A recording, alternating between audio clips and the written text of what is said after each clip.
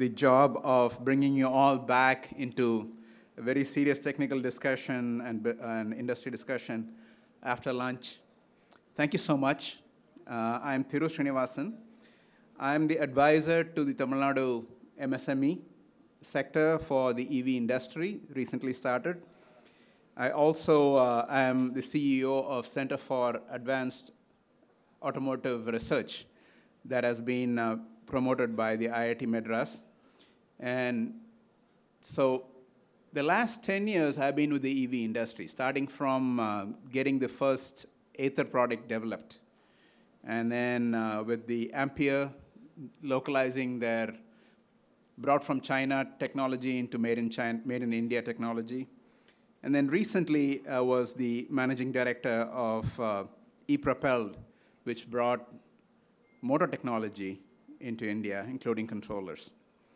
Prior to that, for 15 years, I was in US. My place that I started was in manufacturing.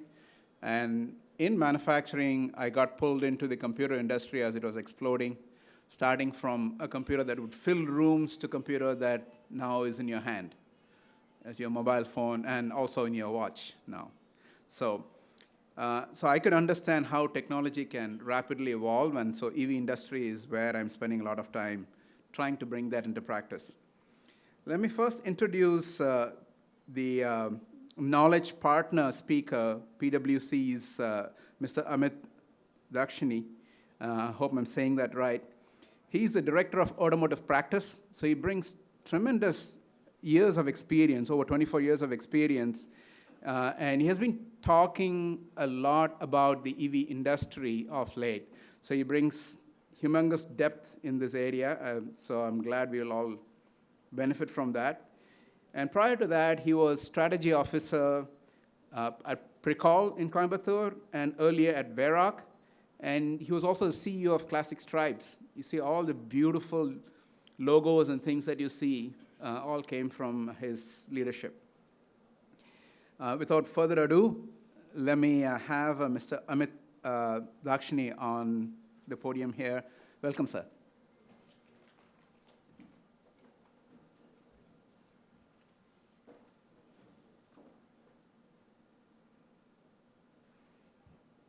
Thank you, Mr. Srinivasan, for your kind words and introduction. Good afternoon, ladies and gentlemen. So the agenda for today for me is to basically give an overview of electric mobility as part of the entire session. And what I'm going to do is touch upon briefly on Indian market, and as well as give a view on the global market in terms of what's happening in the EV space. This space is so large and so wide that everything obviously cannot be covered in 15-20 minutes of presentation. So I will try my best to give a coverage and give you an overall status of where the industry is today.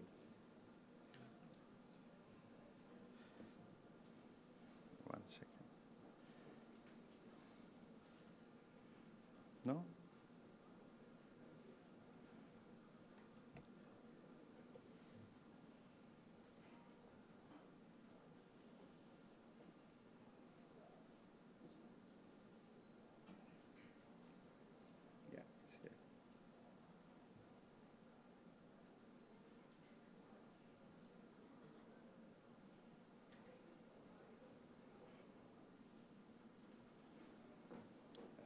Okay, so we are ready.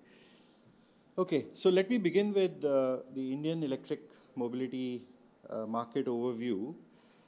As we all know that one of the biggest push that Government of India has been making is to focus on bringing electric mobility primarily for 2 or 3 reasons, including the environment considerations, the import oil cost that India has, as well as the large part of the import of auto components that India does today, and in order to localize that economy in India and create lot more number of jobs, lot number of opportunities, adding to the GDP of India. Combining these 3 pushes have actually created a very interesting status for the industry today, where we are seeing a lot of inflection being achieved on the electric mobility industry per se.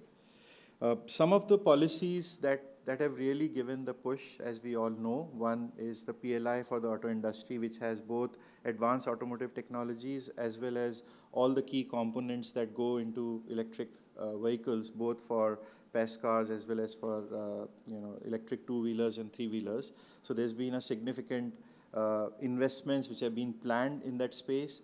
Then the FAME2 policy, which was aimed to provide subsidies and create demand for two-wheelers, three-wheelers, and electric buses, and of course, certain segments of the electric cars as well.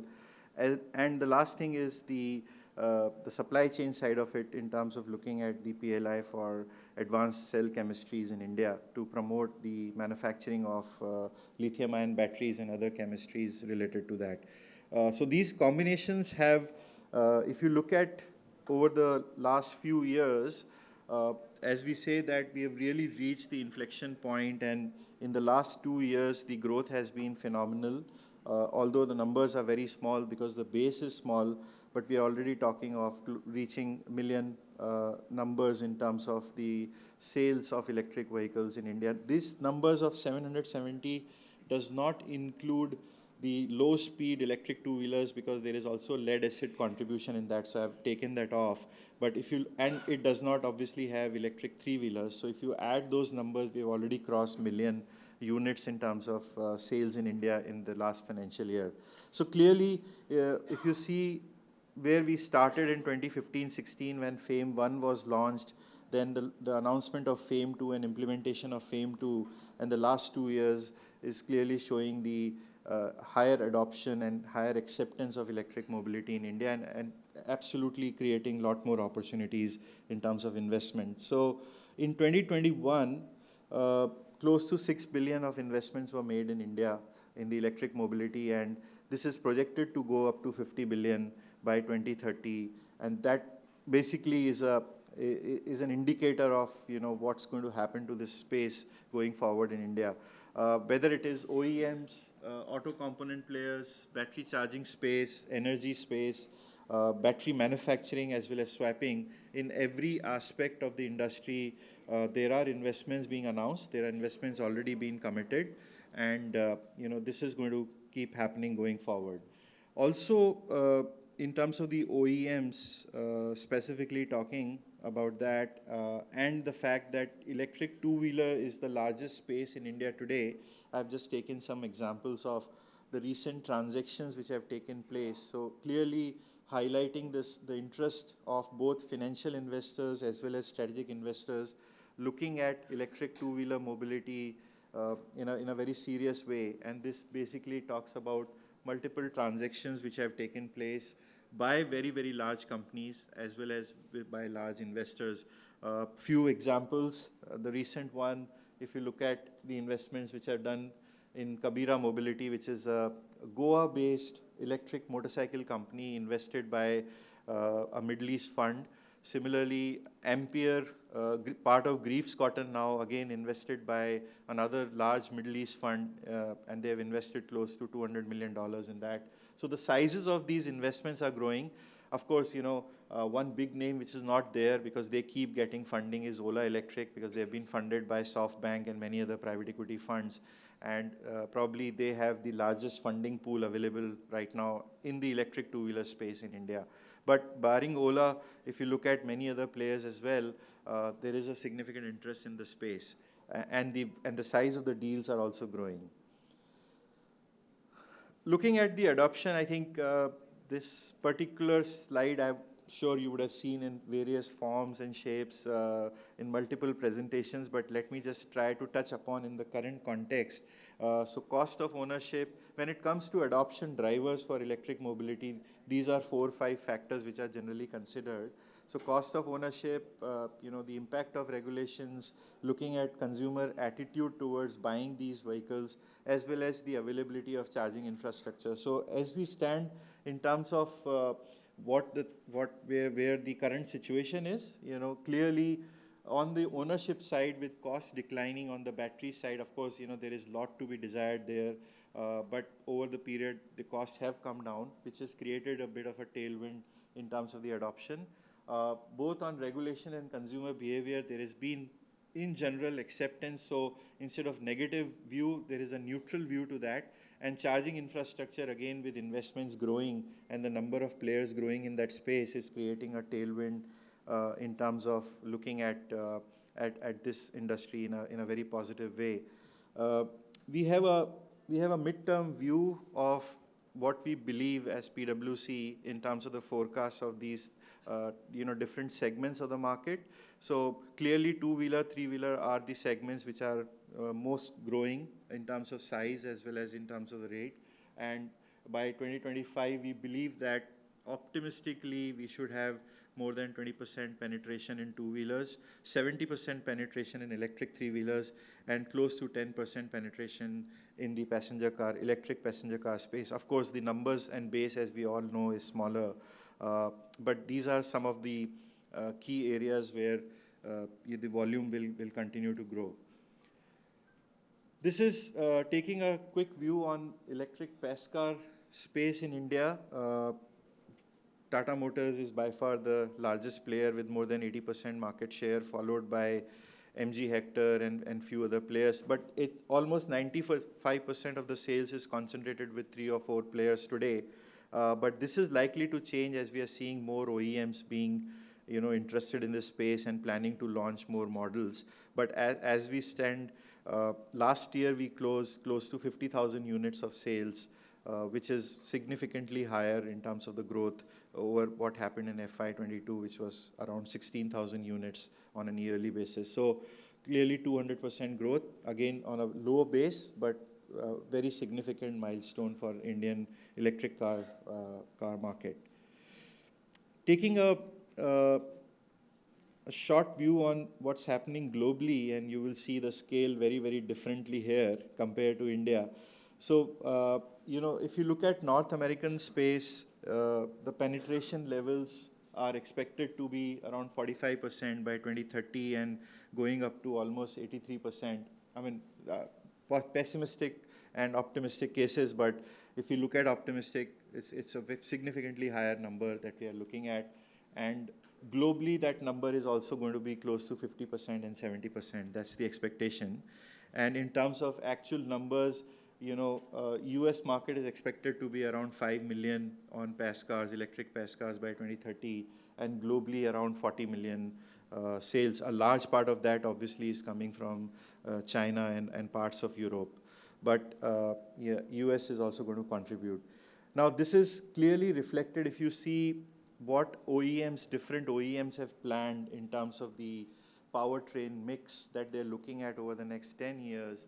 You will see every single OEM, there's a shift from ICE, which is expected, but the split between plug-in hybrids and pure electric is where different OEMs have a different powertrain strategy that is being followed. And of course, this is cut across North America, Europe, and some of the Asian OEMs. So, it's very clear that this is the space where investments will continue to happen. The interest on the supply chain side will continue to grow, and eventually we'll see a lot of volumes across hybrids and the pure electric vehicles. So looking at a view across China, America, and Europe in terms of the investments which have been committed, it's close to $500 billion over the next 10 years to accelerate the shift on the OE side. If you look at North America, it's close to 150 billion.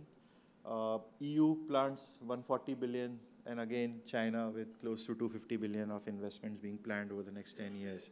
So, and also if we see EV-only plants from 2021 to 2029, you see addition of those plants growing significantly. So, a lot of capacity addition being planned. Another thing which is happening globally is that the industry is obviously going more modular. So every single OEM is creating their own skateboard modular platforms, and number of nameplates that will go on each platform is reflected here. So, if you are, the message for the suppliers is basically that if you are tied up and you get into a particular platform, the scale that you can achieve going across the platform, across the nameplates is going to be significant. So, this is an opportunity of lifetime, once in a while for many suppliers to look at and, get associated with these kind of OEMs. I don't think I need to define platform for the audience here, but typical EV components which are getting standardized are the chassis with battery, the battery trays, power electronics, traction motors and gearbox, high voltage wiring harnesses, onboard charging devices, and thermal cooling system. Practically power electronics, battery, and the traction motor, everything gets covered in that. So if you get modular, if you get standardized and you have a relationship, this gives us a very, very large opportunity for the next 10 years.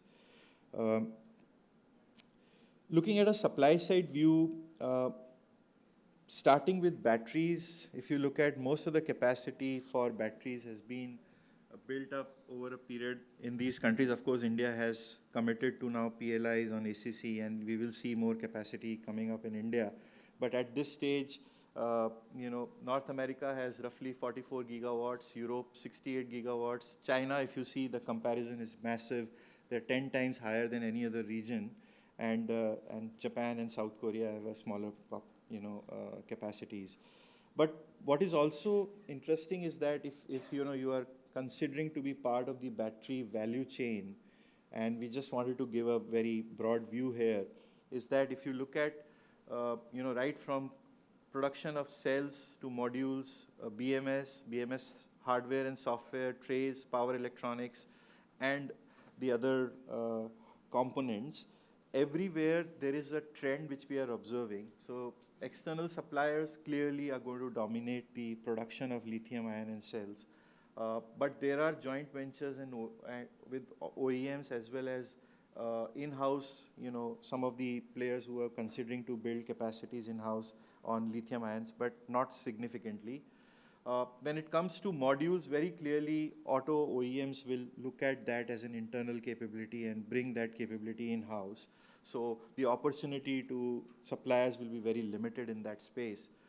Similarly, for BMS and hardware and software, the trend is that this will either be with the suppliers, or mostly the nature of this being a very competitive product will continue to be looked at more in-house by the OEMs. And so is with traction motors and controllers as well.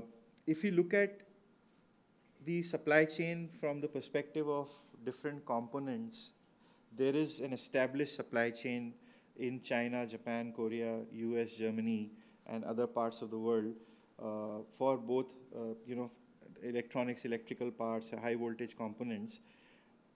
But when it comes to India today, that supply chain is still emerging, and people who are involved either in the sourcing of these components on behalf of OEMs or in any other capacity, they will know that the entire evolution of the supply chain in India is on the path with PLI investments coming in. In the next 4 to 5 years, we see a lot of maturity of the supply chain for these components in India. But as we speak today, we just tried to create a view of what's happening. So battery packs assembly, even in India, the insourcing trend is high. It's largely driven by the localization need, and there are multiple players. Cell manufacturing insourcing will be low. It's covered by PLI, and there are ongoing investments. The other materials for anode and cathode, again, insourcing will be low, and there is no current policy which is driving investments in India. But when it comes to other electronic components, especially on motor controllers and on BMS, we believe that most OEMs will look at insourcing in India as well. But rest of the areas could be the opportunity for tier 1 and tier 2 suppliers to come in and invest. Just to give a sense of the EV component market, it's likely to be, over the next 5 years, is expected to be around, close to 9 billion in size, and is growing very rapidly. And some of the components we already spoke about. And what we have also seen is, from India's perspective, there are a lot of transactions again happening on the component side as well. And this is the deal activity we have observed over the last few years, where some significant transactions have taken place. The most recent one with, the Magenta being a target taken over by Morgan Stanley as a private equity fund, and close to 20 million has been invested in them. And so is there are other players who are looking at it. So that's basically the supply side of the story for the electric mobility space. I just wanted to end with two slides. One for the incumbent suppliers, what we believe are the imperatives and the choices. So number one is that this is the right time to make a strategic choice. Look at where you want to play in the value chain of entire supply chain of electric mobility. There are a lot of opportunities. Start to plan for that now, because the opportunities is going to emerge today. And as you lock in with OEMs, this will help you grow at a much faster rate. The second is to start looking at combination of your current business and EV mobility business. So looking at capital deployment and the way you look at capital deployment process internally is going to become very critical, because on one side you have to keep the lights on for running the current business, and that's going to be the challenge for many suppliers in India. And on the other side, you have to start focusing on investments in future. And so that's why capital allocation decisions are going to be very critical. The third thing, and very important from India's context, is also reskilling, because across the value chain of business, whether it is electronics, software, new materials, new chemistries, if you're dealing with batteries, this will require reskilling of various functions within the organization, and that again needs to start. You cannot just rely on acquiring the technology and letting it work, right? Because you need capability to be developed in-house to deliver value to the OEMs. And lastly, very important part we are observing is that unlike in past, auto industry operated in a lot of silos and were able to still deliver, right? But the way the industry is evolving and the speed at which it is evolving, it's very, very difficult to try to do everything in-house. So, embracing open innovation, looking at startups as part of your ecosystem is becoming very critical, because there is a lot of technology, a lot of agile development of work that is happening out in the ecosystem of startup. And I think for every single supplier today, it becomes an imperative to go out and look for those opportunities and tie up with those startups to start delivering value at a much faster rate. So these are the 3 or 4 key imperatives for the suppliers. But I also wanted to, in the end, highlight one last slide as an opportunity landscape for e-mobility, because it's not just limited to only to the conventional automotive supply chain. But if you look at this space, this is very significantly large, right? And there are already more than 500 companies which have become part of this value chain with multi-billion-dollar of revenue pool opportunity being created. So EV components clearly is there, but within EV components, there are multiple players, right? There are engineering services, engineering captives, IPOs, startups, incumbent suppliers, diversified industrials, the IC rollover part suppliers, and upstream suppliers like semiconductor companies. OEMs, it's not just related to conventional incumbent OEMs. You have startups like Ola, Ather, Simple Energy, Revolt. There are many of them. Diversified industrials, right? There are companies who were never part of the automotive industry or a space are thinking of getting into auto space, like, JSW has announced, TI Tube has announced electric mobility space. Bhilwara Group is getting into this space as well.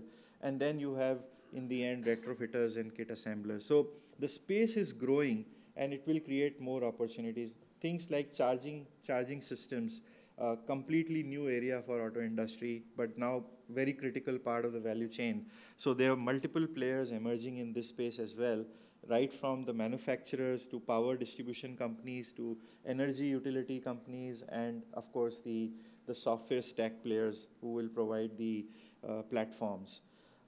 Then you have the entire e-mobility stack, right from full service mobility to corporate fleets, and then the host of other players in between. Looking at financing and insurance, it creates a big opportunity because that's one of the hindrance for the electric mobility adoption, which generally people don't talk about, is the whole space is today actually not ready in terms of assessing their risk models, both in terms of financing and insurance. And there is a lot of work which is happening in creating algorithms to assess the resale values or, the financing values of these electric vehicles. In fact, there are very dedicated projects under World Bank which are only focused on creating algorithms for finding the ways to insure the vehicles and fund the vehicles. Then we have the distribution and servicing part of the value chain, the whole software and data management, which will become critical with electric vehicles because there is a lot more software content, lot more connected content on electric vehicles. So there is an opportunity play for many other players.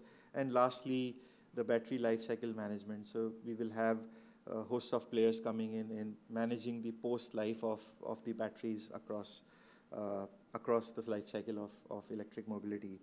So the message is that it's not just conventional auto companies who have the opportunity to play, but the landscape itself, the canvas itself has grown so wide and it creates so much more opportunities that the time to act is now. Thank you so much.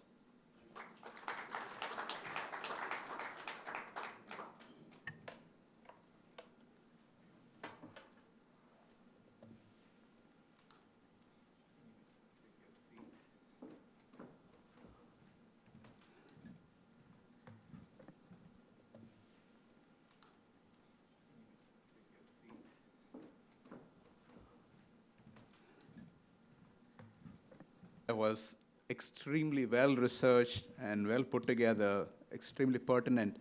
A quick couple things that caught my mind is the investments that are going in, not only in India, 50 billion, and globally 500 billion. That's reminds with me. Two-wheeler and three-wheelers being very important. Very important to tie up with OEMs because standards are being established, and if you can bring some little bit of an extra, and then your standard is better, whatever you're doing, it's going to be great. And time to make strategic choices. That's excellent. This is a good time to bring in the rest of the panel. I'm inviting Mr. Mayuresh Patil to the dais. Mr. Mayuresh comes from Parker Lord's APS India. They are very big on thermal management materials, chemistry, chemicals, processes. I will come back to him after I invite the others. Inviting Mr. Shanmugavel H. Pillai to the dais. He's the head of operations, the vice president of operations and engineering at Electra Green Tech, and 34 years of experience in manufacturing in the automotive space. This is phenomenal. Ashok Leyland, L&T Valves. He has had a history of helping manufacturing MSMEs. And of course, with Electra, he is into electric buses and trucks. And my pleasure to invite my good young friend, Mr. Dinesh Arjun. He's the CEO and co-founder of Rapti Energy, full of energy, right?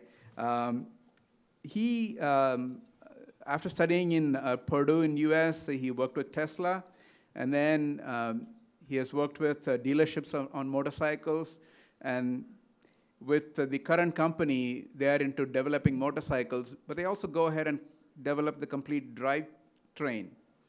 The amount of activity they're doing as a startup is just phenomenal. I'm also very happy to invite to the dais Mr. Kaviraj Nair from IIT Madras. He's the CEO of Office of Institutional Advancement. You have seen how much IIT Madras has become a leader in the educational space and also how it's helping with industry. The sheer level of growth that IIT is seeing, he plays a very major role in that. He brings tons of years of experience in marketing, fundraising, consumer insights. Earlier, he was VP in head marketing and sales for IBS Software. Prior to that, with Star TV Network. And he was prepared by the Tata Administrative Service Program. So, such a pleasure to have a great panel. And I'm going to request Mr. Mayurish Patil to give an introduction about the few thoughts that he wants to leave you with, especially on thermal management materials. I've worked in EV industry for many years, and I've seen what thermal management can do to improve the performance of vehicles and reduce costs, whether it's battery and other areas. Over to you, Mayurish. Thank you. Thank you for this opportunity for being a member of this Elite panel. So I am Mayuresh from Parker Lord. We specialize in thermal management materials, and I would say we are the only company who has multiple chemistries available with them. We work with not only with OEM, even the tier supplier, from their design and concept stage. So with our experience of last 10 years, where we are supplying this material to all global EV OEM, whether they are four-wheeler or two-wheeler, which we are actually supplying within India also. So we work with them to optimize this thermal management solution, because we always think thermal management is liquid cooling. It's not, we called it as an active cooling, but there is a passive cooling materials also which are there, which would be used inside a battery pack or maybe motors or those onboard charger or electronic components which are generating heat. And when we are optimizing the heat, we are actually taking care of those losses. So with those losses, we could improve efficiency, and with the same size, we could get more power, or if our power requirements are constant, we could reduce the size and get it optimized. Can you hear me? Yeah. Thank you. I just want to underline that the few things. Many times in a growing industry like the EV industry, you may be more aware of a very mature industry, which used to be the automotive industry, with technologies that have been there for many years, and things have been mature. In the EV industry, I find, personally, there's a lot of things that could be improved on a day-to-day basis. The opportunity for rapid improvement is high. One of the key areas is thermal management. There are hot spots that are 40, 50, 100 degrees hotter than the rest of the motor or battery and things like that. With thermal management materials, you can really improve and reduce the cost and improve the performance. Thank you so much. Moving on to Mr. Shanmugavel on Electra Green Tech. I would like him to leave us with a few thoughts. One of the areas that I would like to emphasize is how does he see the policies across the country helping the commercial vehicle space, and how does he see the MSMEs going away from their current investments and moving into the EV space in a successful way? Over to you, sir.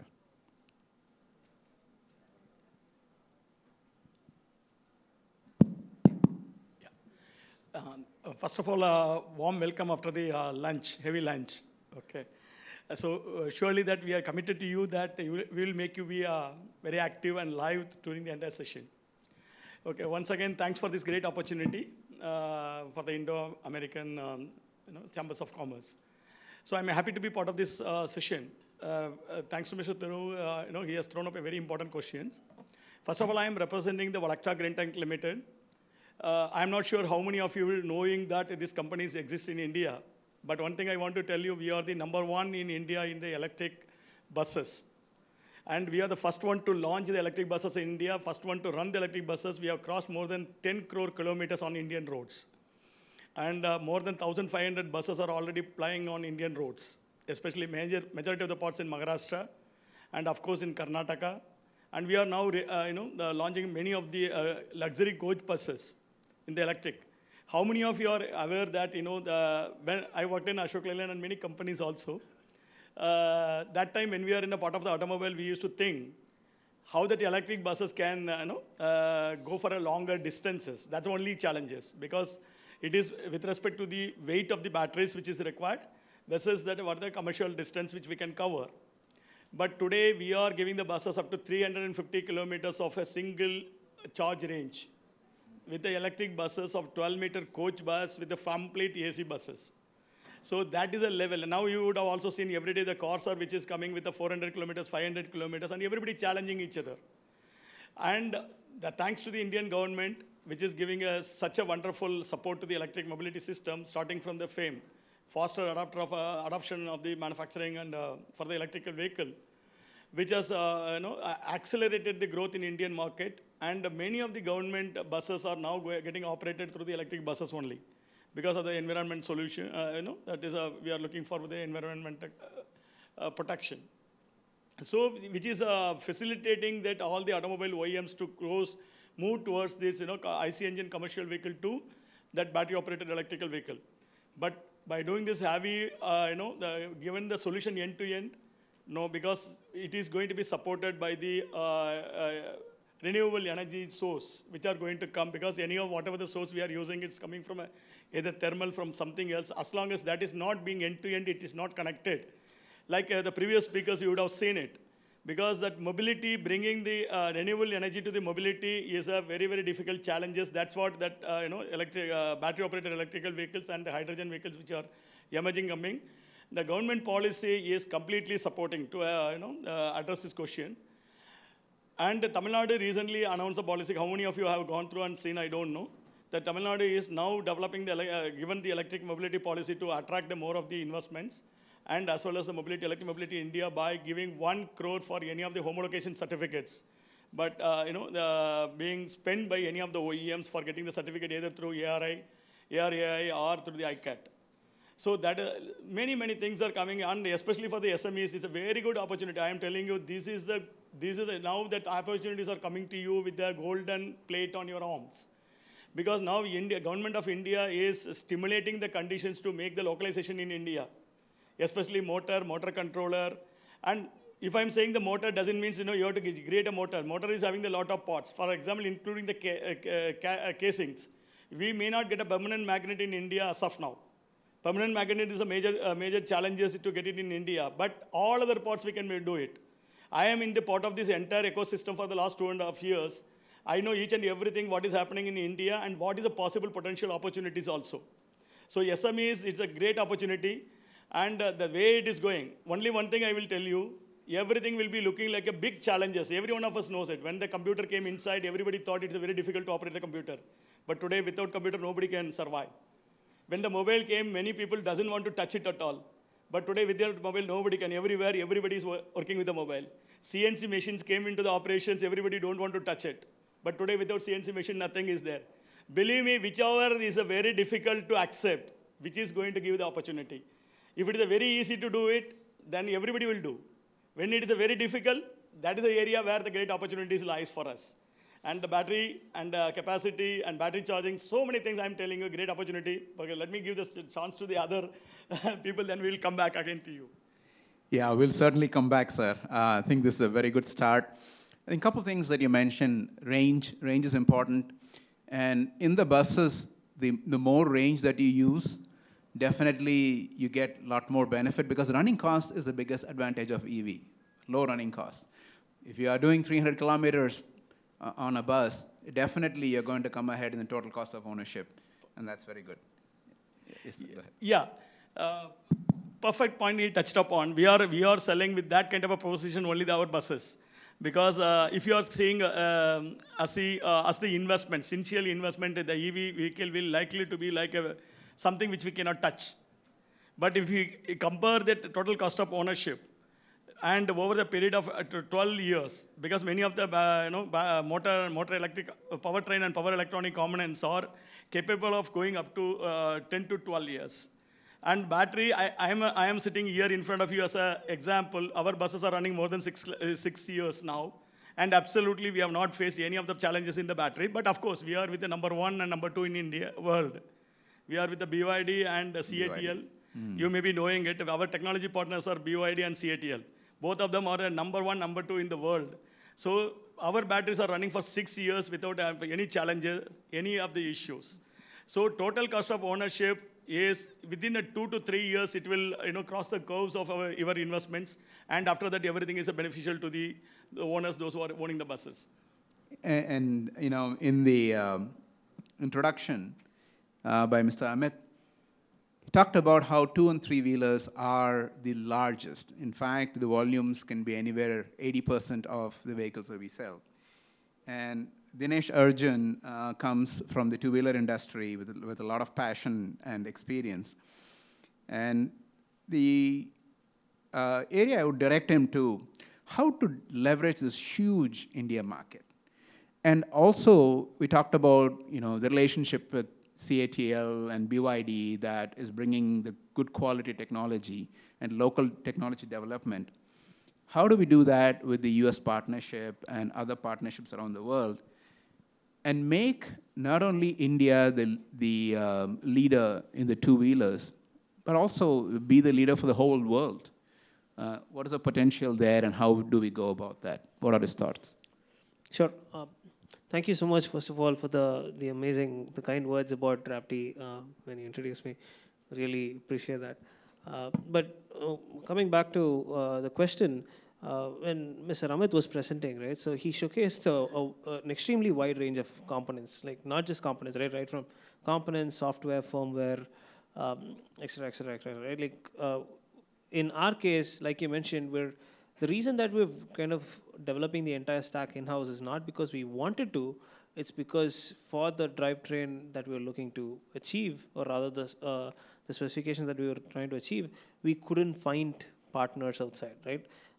For people who may not know, we're the first electric 2-wheeler manufacturer who's working on a high voltage drivetrain. Traditionally, all 2-wheelers operate between 48 to 96 volts. We operate on 200 volts and above, right? The complication here is that there is no subcomponent ecosystem, not just in India, but anywhere in the world that supplies at this particular voltage range, which means we're having to kind of vertically integrate every single thing that goes into the vehicle, right? However, we took an early decision that let's focus only on core competencies and then push away anything that's peripheral to us outside to any partners, right? And we've been extremely successful in various places where the classic example with a US partner is we partnered with a company called Cavali, which is California-based, San Francisco-based, where they take care of all our, the IoT side of things. And when I mean IoT, I'm not talking about edge computing, etc., but just LTE, GNSS, and the ISP side of things, right?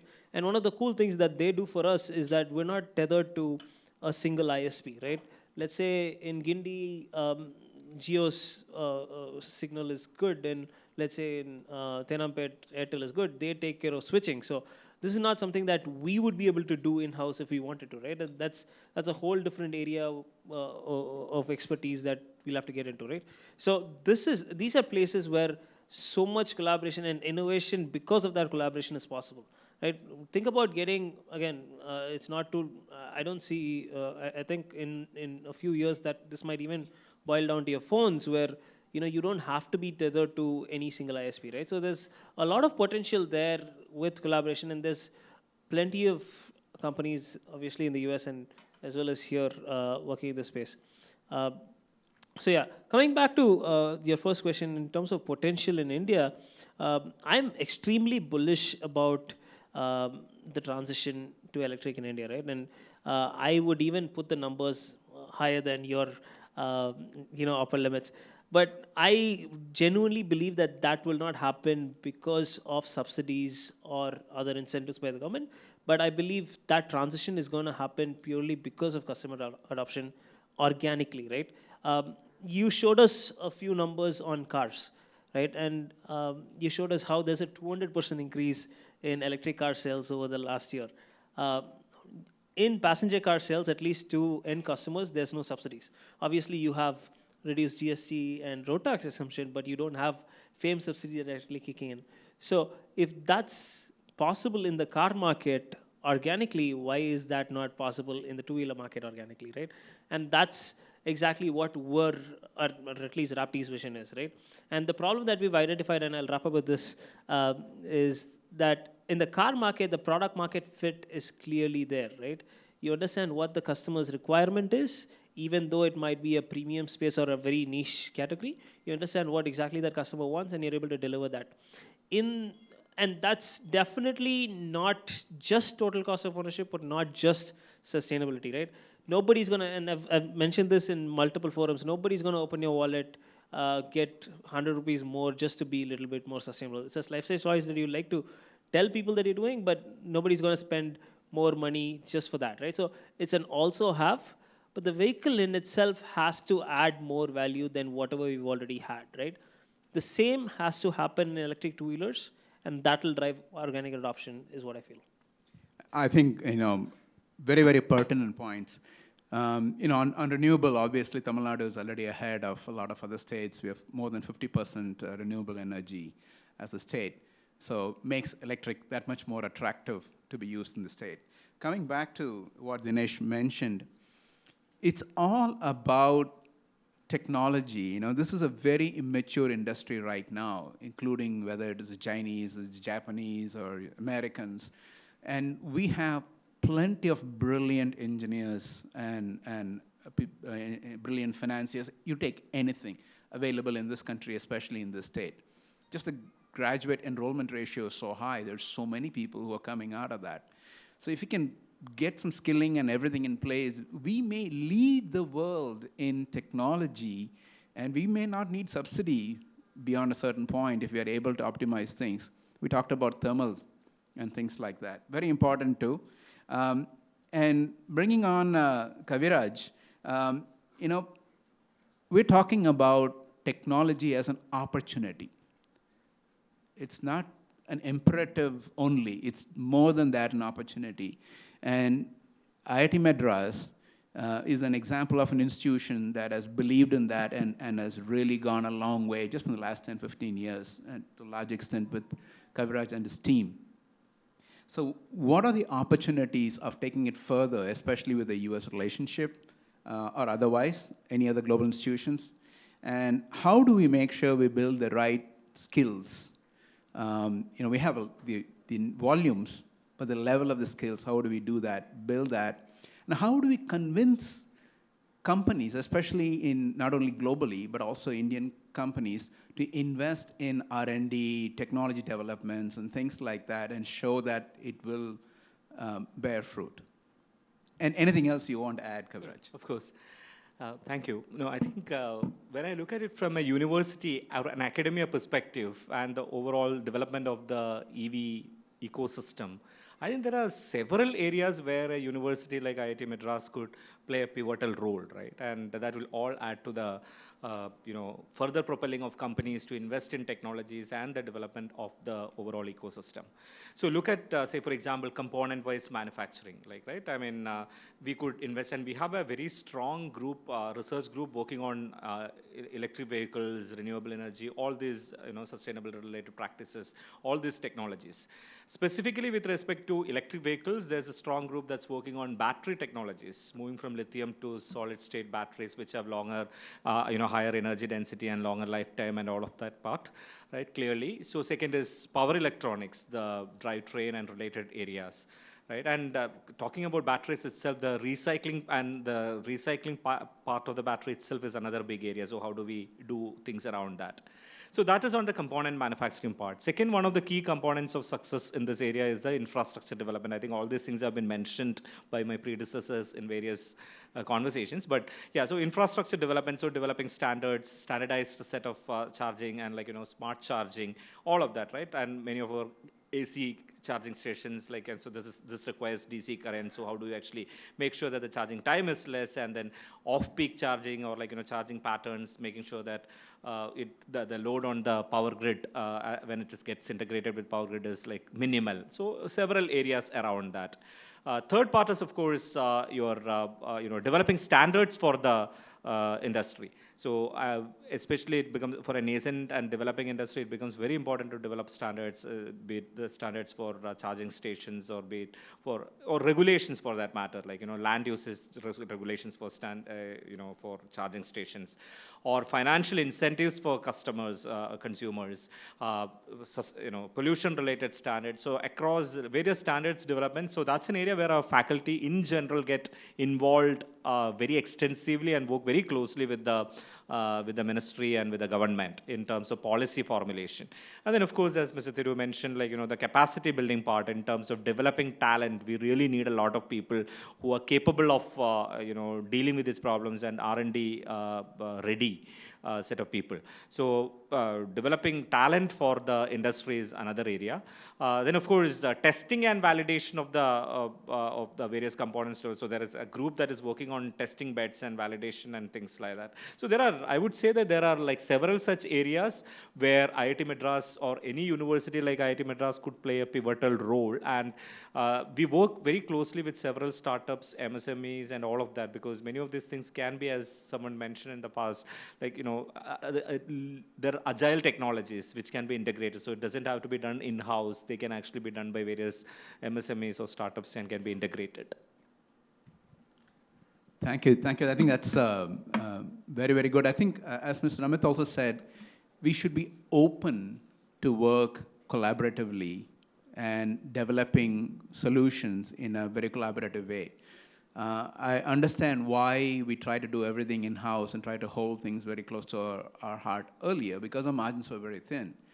EV does provide an opportunity for much better margins and investing.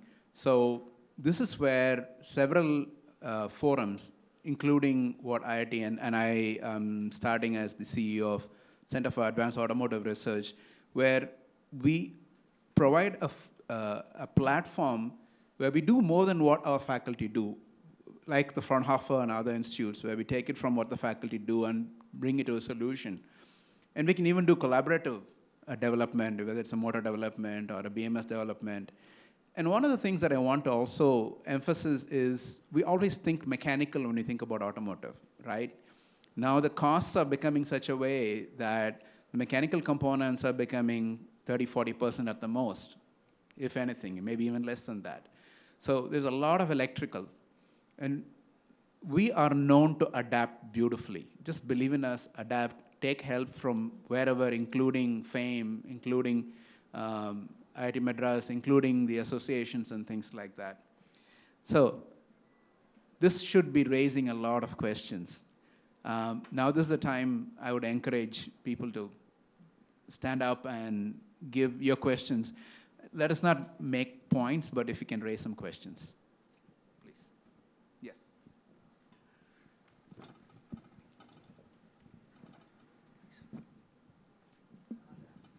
Hello. Yeah, my question is, there is also a lot of concern which we see in the media and incidents about the safety, because vehicles catching fire and other things. So how is it being addressed for a country where, summer is like 8-9 months and the temperatures are so high? And so that is one question we have as a consumer and audience. So this is what I was talking about, product market fit, right? Again, I'd like to take a step back. When you actually look at vehicles catching fire, this has predominantly been on the two-wheeler side, right? And coincidentally also the space that I work in. So when you actually look at the space, right, you really need to understand where most of these products are coming in from, right? Over the last 10 years, and I don't want to name any specific brands, it's just that there's been a ton of players who've been adopting products which was built for a different ecosystem, right? And I'll try to be as diplomatic as possible here, but when you look at where a bunch of these vehicles are coming in from, they're coming in from China. And it's not that China's products are of bad quality. It was just built for a different use case, right? When you look at the average Chinese user or the customer's requirement there, they don't expect the vehicles to go very fast. More importantly, they don't expect these vehicles to last a very long period of time, right? When you come to this side of the world, right, you're used to even your Pulsars or your Splendors, that even a 100cc vehicle is expected to go 100 kilometers an hour. But more importantly, the average life of a two-wheeler in India is anywhere between 11 to 12 years, right? So inherently, we're looking at two different markets. So you cannot just plug out a product that's being sold at a different market and sell it here, right? Temperature is actually good for batteries. It only becomes difficult if you have colder temperatures, right? Then you have to warm up the battery, etc., etc., etc. So as long as you're building a product with the use case in mind and with the geography and demography in mind, it should not be an issue. I'm going to ask Mr. Mayuresh to step in. This is his area of expertise. Absolutely. So actually, when we talk about electric two-wheelers for per se, we are comparing battery packs which are being used in four-wheeler, where you have active cooling on top of your battery pack for a per se to do the cooling per. But here in two-wheeler, we really don't have that scope to include this active cooling. So when we talk about thermal management materials, their function is not only to manage the heat which is being generated inside those components, but it also provides a safety aspect to it. Because even if we talk about maybe materials which are fire retardant, which could be included, with those materials you could avoid those accidents. Or maybe I would say, yes, there could be bursting of single component, maybe due to failure of other components, but that fire won't cause any hazardous effect, or it won't cause any human casualties. So, sorry, please go ahead. Go ahead. Yeah, just I will close one point to answer your question, to give the confidence to all the consumers of the electrical vehicle, not in the two-wheeler or three-wheeler, but you might have heard that there is recently the Government of India Regulation Agency has enforced, I will use the word enforced, AS 038 phase 1 and phase 2 norms, which is stringent than anywhere in the world. Being part of that development, I am telling you, AS 038 norms is that you can not even imagine how stringent tests are going on for all the batteries. And also for the two-wheelers and other things where there is no active cooling is not required also, it is covered by the AS 156. So you can be rest assured that, that every consumer in India is taken care of, not only by the OEMs, but also by the government. On to you, sir. No, I think I wanted to highlight the same regulations what Mr. Shamuel just mentioned. So with these standards coming in, it's very clear that these batteries will become much safer. The process is basically that thermal runaway because of the why the fire happens. And there are specific sensors which are available, which are deployed to control that thermal runaway at the cell level. Once you do that, then there is no risk, essentially. As a consumer, I'm just trying to explain that to you. So the risk is minimum as regulations become more stringent, and it is more importantly followed and complied by the OEMs. So OEMs have a big responsibility towards it, right?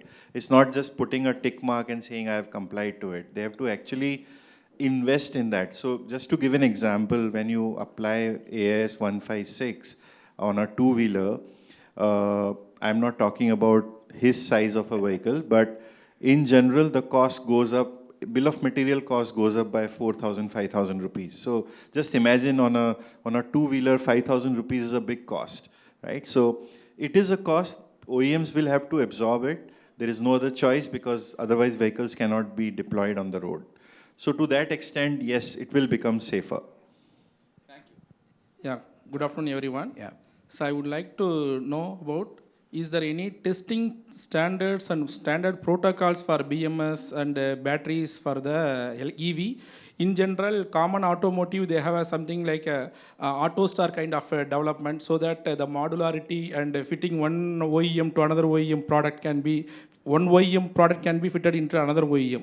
So some kind of AutoStar kind of protocol is developed or developing in EV segment. Thank you. And we just have, I've been told we have 5 minutes, so we'll try and answer that as a last question. I think we will talk to you post, if that's okay, because we're out of time. My apologies for that. So I think we talked about standards development, Kaviraj. You want? Teams are working on that. This was specifically on the retro side, right? No, testing. Testing of BMS, testing, for example. Of course, there were several companies which are working on evolving the standards, and we are working with the government. And it's going to definitely evolve looking at the penetration that's going to happen. So that's what I would say about it. Sure, I mean, AutoSAR is more on software level, right? I don't understand how you're, what kind of standardization you're looking at. It's never going to happen. If a battery is built where you can just plug it out and put it into another vehicle, that's when batteries catch fire, right? Been a very big, supporter for exclusively designed, like specifically designed batteries, right? Batteries need to be designed, especially BMSs need to be designed specific to applications. You cannot have standardized across, maybe within different types of scooters, maybe that might be possible, but yeah. The point of convenience and comfort, we have to add multiple ECUs to standardize or to the modularity. In automotive, we have CAN. So similar protocol. I mean, in our case as well, if that makes any sense, we use CAN. Yeah, CAN tool, sorry, shall I? Let him answer. Sure. AutoSAR, all the OEMs are collectively sitting and creating the protocol, how the software looks like, what are the standards, what are the safety protocols to be considered to design a software. Similarly, is there any forum or anything is available for the EV? To answer your question, that everything comes into the maturity cycle of any of the products. Okay, so even that whatever IC engine vehicles, or even two-wheeler for three-wheelers or four-wheelers, whatever that, it has evolved over the period of times of centuries. But EVs also, but as he rightly pointed out, any of the EV people will be telling it is a very, now in the infant stages, and not only that, it is also safety protocol. So if you are changing from one BMS to other BMS or one battery to other battery, suppose if it is being done, you might have, I am not telling about any of the name of the company, but you would have seen that, one of the fire incidents, some biggest OEM in India has told, it has gone to change the headlight of my car. That is why it got the fire. Yeah. You might have read in the entire articles, and it has been given by this. Yeah. So to come to your point, that kind of a stage will come only when that product reaches the maturity level and it is being completely accepted by the consumer to make a changes. Till such time, we have to wait. I think it's a very, very good question now that I've heard more and thought about it. The industry has moved from a point where the governments have pushed and created demand, and now the industry has accepted it and now got into it. There is a lot of putting together vehicles rather than understanding the core technologies and standardization. That's an opportunity. Look at that as an opportunity and start putting forward, saying that, okay, my solution is better, why don't it become the standard? And this is where, whether IIT Madras, CAR, FAME, all of us can help. We are very open. There's so much work to be done, and that's a good thing, okay? Thank you so much, and I have to really wrap with this. I would really like some help Sure. to hand over a memento to all these fine gentlemen. Thank you so much, Thiru, for an excellent moderation. So if I could request you to first hand over the memento to Mr. Amit Dakshini, Director, PwC Services.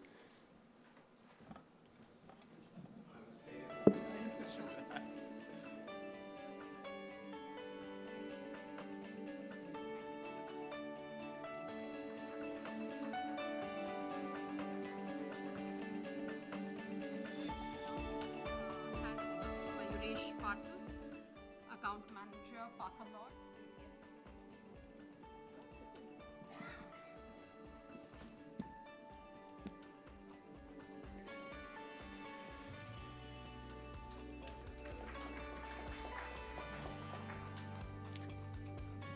To Mr. Shanmugam.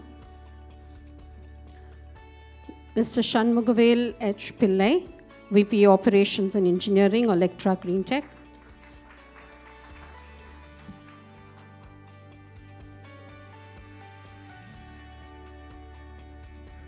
To Mr. Dinesh Arjun, CEO and co-founder, Rapti Energy.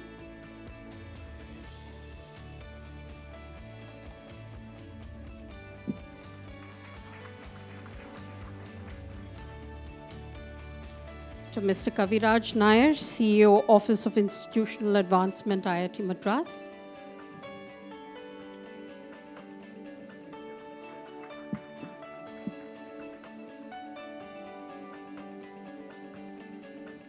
And I have the pleasure to handing over this to you. Thank you.